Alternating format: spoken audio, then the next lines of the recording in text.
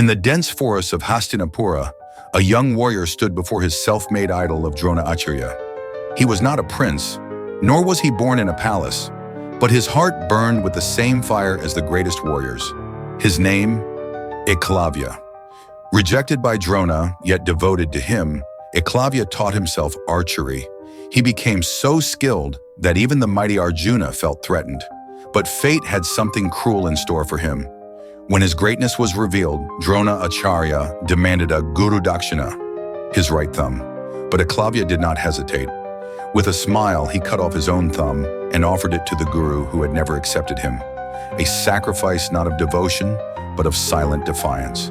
And so, the boy who could have been the greatest warrior disappeared from history, or so it seemed. But Dharma never forgets. Karma never sleeps. Years passed. Far away in Panchala, a sacred fire blazed bright. From the flames emerged a warrior. Dhrishtadyumna, born to King Drupada, destined for one purpose alone, to slay Drona Acharya. The gods had heard the cries of injustice. Eklavya had returned. He was no ordinary prince. Fearless, fiery, and unmatched in skill, he trained relentlessly, knowing that the day would come when he would meet the man who once took everything from him. And then Kurukshetra happened, the greatest war of all time. Armies clashed, warriors fell, and destinies unfolded. On the 15th day of battle, Drona was invincible. None could defeat him as long as he held his weapons. His Brahmastra was unmatched, and his war strategies made even the bravest warriors tremble. Then came the moment that fate had long prepared. A whisper spread across the battlefield.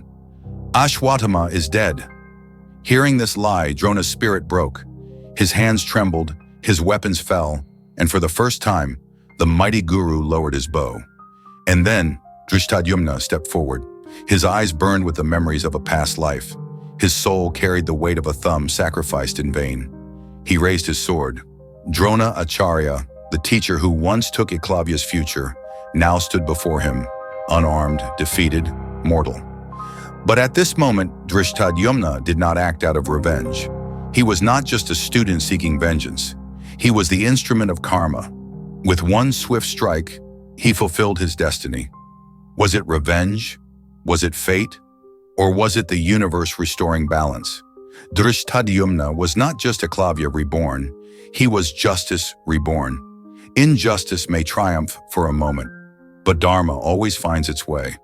Eklavya was denied his rightful place, but destiny ensured that he returned, not as a victim, but as a victor. This is the story of karma, the story of justice, the story of the forgotten warrior who became the instrument of fate.